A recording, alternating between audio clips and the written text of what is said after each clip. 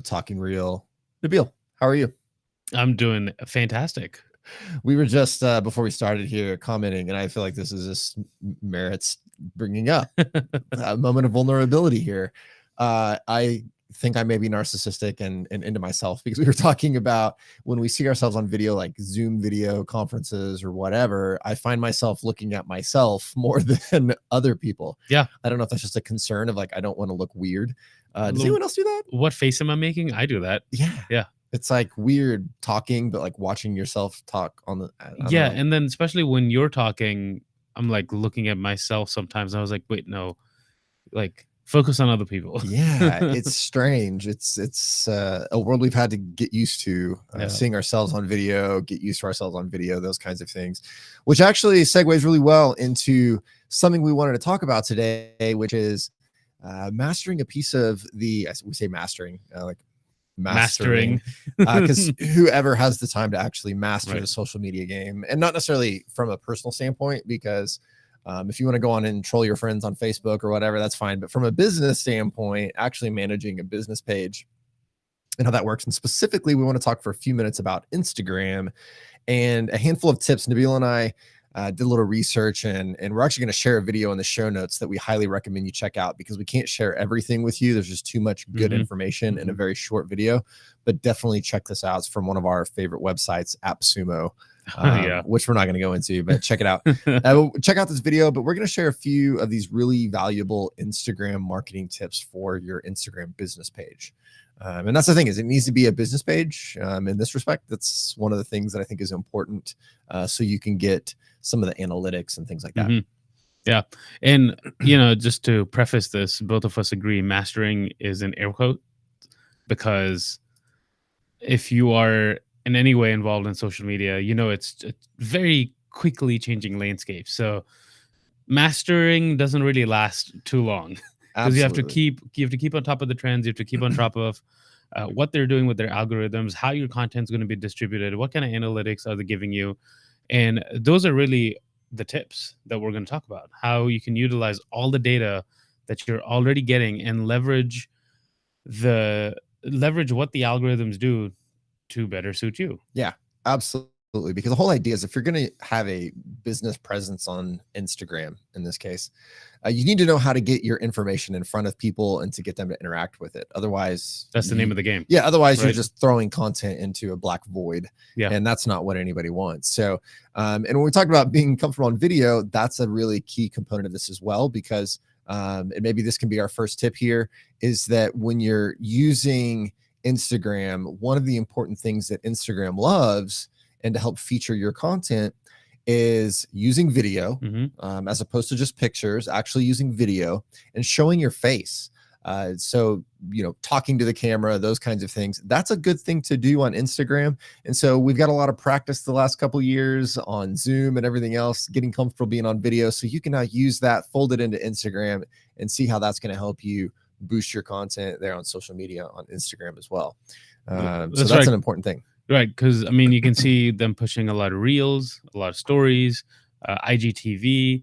So it's becoming very video focused. So the more you do, the more you'll stand out in front of people. Absolutely. And kind of in the same, relatively the same vein of videos, stories don't necessarily have to be videos.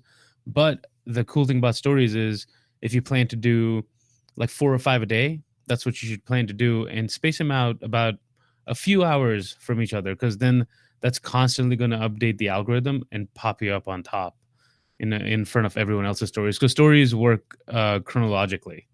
So the newer ones will be shown first. And so you want to be the newer one pretty much every time someone goes online. Yeah, exactly.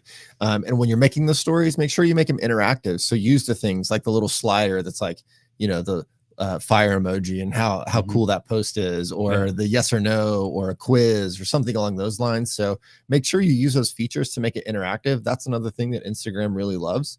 And like Nabil said, space out your posts, so that if you are going to make multiple posts every day, if you're making them back to back at the same time, and this is especially true for your regular posts, you're going to confuse the algorithm, and it's not going to know which one to boost and to help get out there in front of the audience. Mm-hmm. So you got to make sure you spread those things out. So don't post a bunch of stuff all at once. If you're doing this for business purposes, make sure that you're kind of spreading that out, and that will help give you sort of a trickling in effect across the algorithm, so that it will say, okay, well, this one post, we're going to boost that up and make that seen in front of more people. Yeah. So that's an important thing to do, as well as making sure you're spacing them out, like Nabil said, not only your stories, but your regular posts as well. Right.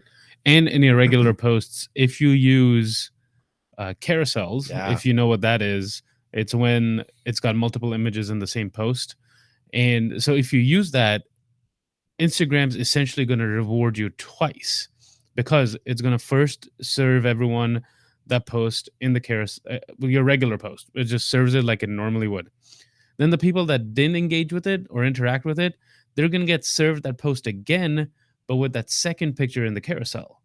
So now that one post is basically doing the job of two by being shown twice. Yeah. And the more engaging and shareable you can make that content, the better, because Instagram loves engagement. Absolutely. That's the biggest thing, is inviting that engagement. So when you have the carousel with multiple pictures, multiple things, if you're sharing information, right? So if it's sort of like an infographic kind of thing, where you've got multiple different slides there that people can swipe through, that's more likely to get people to share that if it's helpful information. So of course your content should be helpful or informational in some way, or entertaining in some way. The premise is your content is spectacular anyway. How are we getting that in front of people? Exactly. This is just about how do we get it out there, ideally, optimally, through that algorithm. And so you've probably seen this, where if you're scrolling through and you see a post and you come back a couple hours later, you get back on Instagram and there's that same post, but now the first picture you see is the second one in that order. That's what Nabil's talking about there, that you're getting double the bang for your buck on that particular post. So that's a great tool to use. It's something that Instagram absolutely loves. So take advantage of it, and it will help invite that engagement as well. Yeah. So that's a very good thing as well to kind of keep in mind there. And, you know, as we kind of move through this, we're getting about in, because we got some special guests we want to bring in that know even more than we do about this kind of stuff. But we also want to make sure that you're taking advantage of search engine optimization. That's important on your website, but just like your website or anything else, your advertising, it's also really important on your social media pages, because the algorithm is going to see what are people searching for, what kind of hashtags are popular. Right. So like using hashtags is actually important. You may not realize that, but people follow those things. And so that's a new way to reach different audiences, is using some popular and maybe some growing hashtags that people are using, those kinds of things. You got to do a little research there, but you can use that. But also in your caption, just what you're putting in the response there. So again, thinking in that search engine optimization mindset, but also you can use alt text. And this is for people who are like visually impaired, and or hearing impaired as well. It'll describe what the video is. And this is a real opportunity to add some search engine optimization, and as well as just making your post more accessible for people that may have hearing or vision impairment, those kinds of things. Yeah. Alt text is a SEO gold mine, because I mean, the job is to literally describe what's happening in the video or the picture, and it just gives you so many good keywords to fall back on. Yeah. And you know, just like with life, there's a lot of schools of thought on the correct way to do things and the correct order and pattern, and that's something that you'll kind of have to figure out for yourselves as you're getting into this, is what posting schedule works for me, how many videos am I doing, you know, because I don't even know how many tips we rattled off, but I think in that video that we're going to post in the show notes, it's got about 8 tips. Yeah.